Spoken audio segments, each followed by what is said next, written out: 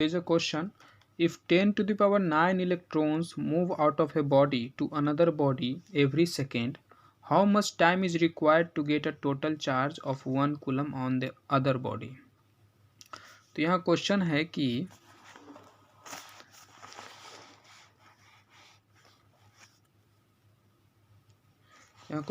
कि if 10 to the power 9 electrons move out of a body, एक body से दूसरे बॉडी में हर सेकेंड जाता है, एक ये बॉडी है, एक दूसरा बॉडी ये है, तो इस बॉडी से इस बॉडी में 10 to the power 9 इलेक्ट्रॉन पर सेकेंड जा रही है। हर सेकेंड में 10 to the power 9 इलेक्ट्रॉन इसमें से इससे चला जाता है। How much time is required to get a total charge of 1 coulomb on the other body? तो इस बॉडी में 1 कूलम चार्ज होने में कितना समय लगेगा? तो एक सेकेंड में कितना इलेक्ट्रॉन जाता है? 10 to the power 9 इलेक्ट्रॉन। तो एक सेकेंड में कितना चार्ज ये गेन किया होगा, मतलब टोटल 1 कूलम कितने समय में होगा? तो पहले एक सेकेंड में देख लेते कितना चार्ज गेन किया, फिर उसके बाद देख लेंगे 1 कूलम होने में कितना समय लगेगा। तो एक सेकेंड में 10 to the power 9 इलेक्ट्रॉन ये यहाँ इसमें से निकल के इसमें जा रहा है, तो कितना चार्ज गेन किया? तो 10 to the power 9 इलेक्ट्रॉन, एक इलेक्ट्रॉन में कितना चार्ज होता है? तो एक इलेक्ट्रॉन में 1.6 into 10 to the power -19 coulomb होता है। सो एक सेकेंड में ये कितना गेन किया? 1.6 into 10 to the power -10 coulomb, और इलेक्ट्रॉन है इसलिए माइनस दे सकते हैं, ठीक है। एक सेकेंड में इतना, and this is less than 1 coulomb, है ना, 10 to the power -10 coulomb, so it is very very least. So एक कूलम होने में कितना समय लगेगा? अब देखिए, एक second is equal to 1.6 into 10 to the power, तो एक सेकेंड में 10 to the power -10 coulomb, 1.6 into 10 to the power -10 coulomb, तो एक कूलम में कितना? तो ये कितना है total? 1.6 into 10 to the power -10। इसको एक बनाने के लिए क्या करना होगा? तो इतना सही डिवाइड कर देते हैं। अब इधर किए तो इधर भी, तो ये ख़त्म, इधर हो गया 1 कूलम और इधर हो गया 1/1.6, और 10 to the power -10 ऊपर जाएगा तो 10 to the power 10 सेकेंड। इतना समय लगेगा एक सेकेंड में। इसे सॉल्व करते हैं।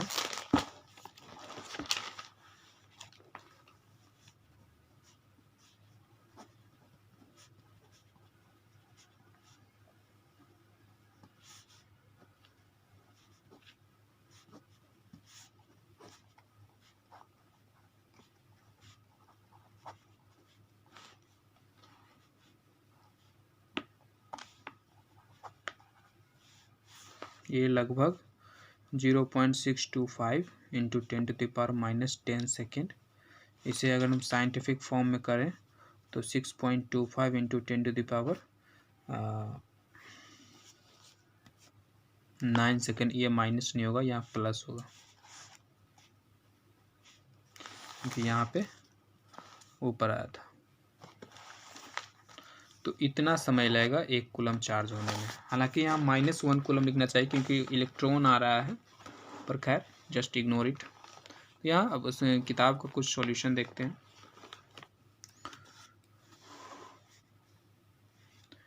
इन 1 second, in 1 second 10 to the power 9 electrons move out of the body, therefore the charge given out in 1 second is 1.6 into 10 to the power -19 into 10 to the power 9 coulomb. तो यहाँ बोल रहा है कि एक सेकेंड में 10 to the power 9 electron body से move कर रहा है, इसीलिए the charge given out in 1 second, तो चार्ज कितना दिया एक सेकेंड में? तो 10 to the power 9 इलेक्ट्रॉन से एक इलेक्ट्रॉन का चार्ज मल्टीप्लाई किया, जैसा हमने किया था, तो इतना चार्ज एक सेकेंड में दिया।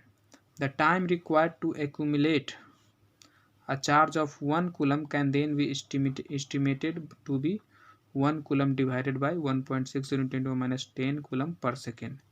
तो टाइम कितना लगेगा? तो उसमें एक कूलम होने में कितना समय लगेगा? तो एक कूलम को 1.6 से, मतलब जितना एक सेकेंड में जितना चार्ज गेन किया है उससे डिवाइड किया। तो हम भी यही किए थे कि यहाँ पे एक कूलम को जैसे कि यहाँ पे 1 कूलम निकालने के लिए हमने क्या किया था, 1 सेकेंड से 1.6 × 10 डिवाइड किया था दोनों तरफ। तो यहाँ पे ऐसे किया गया कि 1 कूलम पाने के लिए 1.6 × 10 कूलम पर सेकेंड था। तो कूलम से डिवाइड करेगा कूलम पर सेकेंड, तो कूलम कूलम कर जाएगा और सेकेंड आ जाएगा, इसलिए इससे डिवाइड कर दिया और इतना हमारा सेकेंड आ गया। और इसे हम फिर अलग अलग यूनिट में चेंज किए, जैसे यहाँ एयर में किया गया है 365 से मल्टीप्लाई डिवाइड करके इस तरीके से। Thus to collect a charge of 1 coulomb from a body from which 10⁹ electrons move out every second, we will need approximately 200 years। तो यहाँ बोल रहा है कि 1 कूलम चार्ज को कलेक्ट करने के लिए किसी बॉडी से जिसमें से 10⁹ इलेक्ट्रॉन हर एक सेकंड निकल रहा है, अगर इस स्पीड से इस रेट से 1 कूलम चार्ज अगर हम एक्यूमुलेट करना चाहें तो हमें लगभग 200 साल लग सकता है। यहाँ 198 ईयर्स है। 1 coulomb is there for a very large units for many practical purpose. 1 coulomb जो है बहुत ही लार्ज यूनिट है फॉर मेनी प्रैक्टिकल पर्पस। तो इसलिए कहा जाता है कि 1 कूलम बहुत बड़ी लार्ज क्वांटिटी होती है, क्योंकि 1 कूलम को गैदर करने में कितना समय, बहुत समय लग सकता है। It is however also important to know what is roughly the number of electrons contained in a piece of 1 cubic centimeter of a material. It is however also important to know what is roughly the number of electrons contained in a piece of 1 cubic centimeter of a material. तो मतलब ये भी जानना important है कि 1 cubic centimetre अगर material है, मतलब जिसका लेंथ ब्रेथ हाइट एक क्यूब है, जिसका लेंथ ब्रेथ हाइट 1 सेंटीमीटर का है, तो उसमें जो वॉल्यूम कुछ जो जगह बनेगा उस जगह में रफली कितने इलेक्ट्रॉन्स कंटेन हो सकते हैं, आ सकते हैं। A cubic piece of copper of side 1 centimeter contains about 2.5 × 10⁻²4। तो लगभग इतने इलेक्ट्रॉन्स आ सकते हैं। How much positive and negative charge is there in a cup of water? तो एक वाटर के कप में कितने पॉजिटिव चार्ज और कितने निगेटिव चार्ज हो सकते हैं। तो उस कप में कितना वाटर है ये तो दिया नहीं गया है, तो हम लोग खुद से इस बुक में 250 ग्राम लिया गया है, तो ये हम खुद से 100 ग्राम भी ले सकते हैं या 250 ग्राम, तो जैसा ही बुक किया है वैसा ही हम भी करते हैं। तो यहाँ पे एक क्वेश्चन है कि how much positive and negative charge is there in a cup of water. एक कप ऑफ वाटर में, एक वाटर के कप में कितने पॉजिटिव चार्ज और कितने निगेटिव चार्ज हो सकते हैं।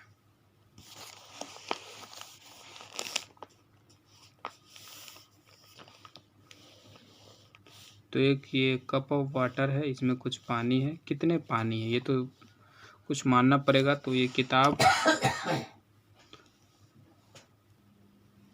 तो इसमें इस किताब में 250 ग्राम लिया हुआ है, तो हम भी लेते हैं 250 ग्राम, 100 ग्राम भी ले सकते हैं। तो H2O है, पानी है, इसमें वाटर है, तो वाटर का मॉलिक्यूलर फार्मूला होता है H2O। तो सबसे पहले हम एक H2O में जानते हैं कि एक H2O का मास कितना होता है, और हमें जानना है कि 250 ग्राम में कितने इलेक्ट्रॉन हैं और प्रोटॉन हैं, मतलब चार्ज जान, जितने इलेक्ट्रॉन होंगे उतने ही प्रोटॉन होंगे। तो 250 ग्राम में कितने इलेक्ट्रॉन प्रोटॉन हैं ये जानने से पहले ये जानो कि 250 ग्राम में कितने H2O का मॉलिक्यूल्स हैं, और जिससे हमें पता चल जाए, अगर हमें पता चल जाए कि कितने H2O का मॉलिक्यूल्स है, तो फिर हम ये पता चल जाए कितने H2O हैं, तो फिर हम ये भी पता करेंगे, उसके बाद हम ये पता करेंगे कि एक H2O में कितने इलेक्ट्रॉन हैं। एक H2O में जितने इलेक्ट्रॉन होंगे और अगर एक H2O में जितना इलेक्ट्रॉन है वो पता चल जाए तो फिर इस कप ऑफ वाटर में कितने H2O हैं वो पता करेंगे और इससे मल्टीप्लाई करके निकाल लेंगे। तो हम एक H2O में कितने इलेक्ट्रॉन हैं ये पता करते हैं। तो एक H2O में कितने इलेक्ट्रॉन होते हैं या कितने प्रोटॉन होते हैं, तो हाइड्रोजन है, तो हाइड्रोजन में एक इलेक्ट्रॉन और एक प्रोटॉन होता है। तो यहाँ 2 हाइड्रोजन है तो 2 इलेक्ट्रॉन होंगे। और ऑक्सीजन में कितने इलेक्ट्रॉन प्रोटॉन होते हैं, तो ऑक्सीजन का एटॉमिक नंबर होता है 8 और इसलिए इसमें 8 इलेक्ट्रॉन होंगे। तो टोटल 10 इलेक्ट्रॉन होते हैं एक H2O में। एक H2O के मॉलिक्यूल्स में 10 इलेक्ट्रॉन मतलब 10 प्रोटॉन भी। तो अब कितने H2O हैं इस कप ऑफ वाटर 250 ग्राम में वो पता करना है। फिर वो पता चल जाएगा। फिर जैसे कि मान लीजिए पता चलेगा कि 100 H2O हैं, मान लीजिए 100 H2O है तो 100 × 10 ही कर देंगे, पता चल जाएगा कि 1000 इलेक्ट्रॉन है, मतलब 1000 नेगेटिव चार्ज है। तो इस तरीके से करना है। तो अब पता करना है कितने H2O हैं।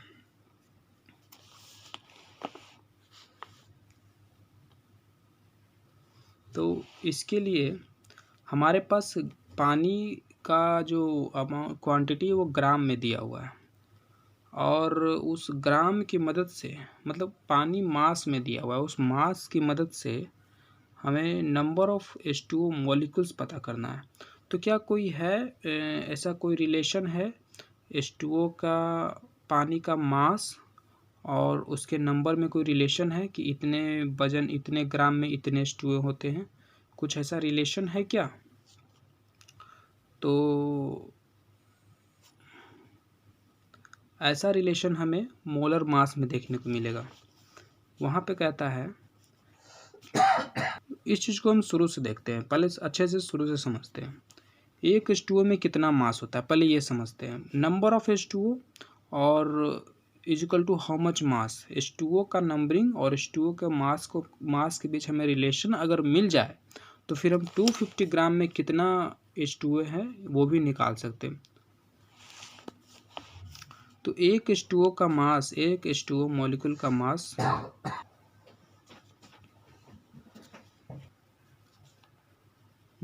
का मास कितना होगा, तो एक हाइड्रोजन, इसमें 2 हाइड्रोजन और एक ऑक्सीजन है तो एक हाइड्रोजन का 1 ही होता है। तो इसमें 2 हाइड्रोजन है तो 1 × 2U और प्लस एक ऑक्सीजन, ये 1U कैसे होता है, तो देखिए हाइड्रोजन में एक इलेक्ट्रॉन होते हैं और एक प्रोटॉन होते हैं और न्यूट्रॉन तो हाइड्रोजन में होता नहीं और इलेक्ट्रॉन का मास नेग्लिजिबल होता है। तो प्रोटॉन का ही मास, इस हाइड्रोजन में मास जो है जो प्रोटॉन की वजह से ही है। तो एक प्रोटॉन का वजन होता है 1U, तो इसलिए, और यहाँ पे 2 हाइड्रोजन है तो 1 × 2U। अब ऑक्सीजन, एक ऑक्सीजन के एटम में कितने मास, तो कितने प्रोटॉन कितने न्यूट्रॉन, तो 8 प्रोटॉन और 8 न्यूट्रॉन। इलेक्ट्रॉन का तो नेग्लिजिबल होता है तो 16, तो 16U, तो टोटल हो गया 18U। तो एक H2O में 18U मॉलिक्यूल्स होते हैं, मास होते हैं। 18U मास, एक H2O के मॉलिक्यूल में 18U मास होता है। अब यही H2O मोलर मास में पढ़े होंगे कि अगर एक H2O में इतना है तो 6.022 × 10⁻23 H2O लें, इतना H2O मॉलिक्यूल का लें तो मास 18U से बदलकर 18 ग्राम हो जाता है। हर चीज़ का ऐसा ही होता है, किसी का भी। जैसे कि एक ऑक्सीजन का मास कितना है 16U, तो 6.022 O लेंगे तो 16 ग्राम हो जाएगा। हर जगह होता है, मोल लेने पे U ग्राम में हो जाता है। ये आप इसे डिटेल में केमिस्ट्री में पढ़ोगे। तो इसे हम 1 मोल बोलते हैं। 1 मोल H2O में 18 ग्राम वजन होता है, मतलब इतना H2O में 18 ग्राम। तो यहाँ हमें नंबर ऑफ H2O और उसका मास में एक रिलेशन मिल गया, और वो भी ग्राम में मिला। नंबर ऑफ H2O और मास में तो इधर भी था, नंबर ऑफ H2O और मास में तो इधर भी था, बट ये U के फॉर्म में था, पर यहाँ पे हमें ग्राम के फॉर्म में मिला, जो कि हमारा हेल्प हो सकता है यहाँ से। तो हमारे पास 250 ग्राम है, उसमें कितने H2O होंगे? 18 ग्राम में तो इतने H2O होते हैं, तो 250 ग्राम में, तो इसे इजीली हम निकाल सकते हैं। 18 ग्राम में 6.022 इंटू 10⁻23 H2O हैं, तो 250 ग्राम में कितने हैं, कितने H2O हैं? तो इसे निकालने के लिए 18 को हमें, इसे ये क्वेश्चन, इसे फिर से हम लिखते हैं यहाँ पे 6.022 इंटू 10⁻23 H2O। तो 18 को 250 बनाना है, तो कैसे बनाएं? तो पहले 18 से डिवाइड करके 1 बना लो। अब 1 हो गया, तो 1 को 250 बनाने के लिए 250 से 1 को 250 बनाने के लिए 250 से मल्टीप्लाई कर देंगे। तो जो काम इधर किए हैं वही काम इधर, 18 इंटू 250,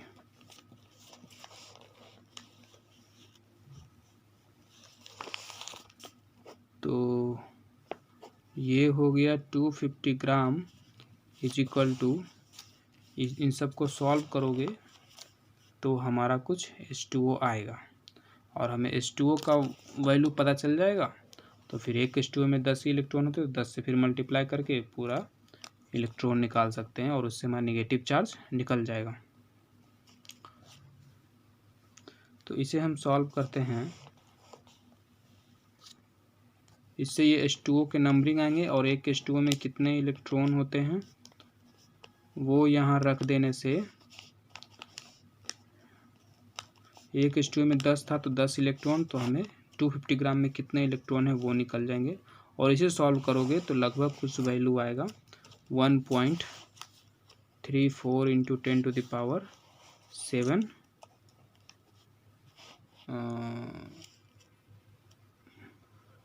कूलम। अगर इसे इलेक्ट्रॉन की जगह 1.6 इंटू 10⁻−19 कूलम रखते हो तो पूरा चार्ज ही निकाला, क्योंकि नेगेटिव चार्ज पूछा है ना, तो 1.6 इंटू 10⁻−19 कूलम, तो पूरा इतना कूलम आएगा। बुक में भी कुछ इसी तरह से बनाया है कि 250 ग्राम एज्यूम किया है। The molecular mass of water is 18 ग्राम। 18 ग्राम होता है मोलिकुलर मास, मतलब 1 मोल H2O रहेगा तो उसका 18 ग्राम वजन होगा, और 1 मोल ऑफ इतना water is 18 gram. Therefore the number of molecules in 1 cup of water is इतना, numbers of molecule of H2O निकाल लिया। फिर each molecule of water contains 2 hydrogen atom and 1 oxygen atom. हर एक मॉलिक्यूल 2 हाइड्रोजन एटम और 1 oxygen atom contain किया रहता है, इसलिए 10 इलेक्ट्रॉन 10 प्रोटॉन होंगे, इसलिए total positive charge total negative charge same magnitude का होगा, इट इज इक्वल टू, और इसलिए इसे मल्टीप्लाई करके इतना कूलम निकाल दिया।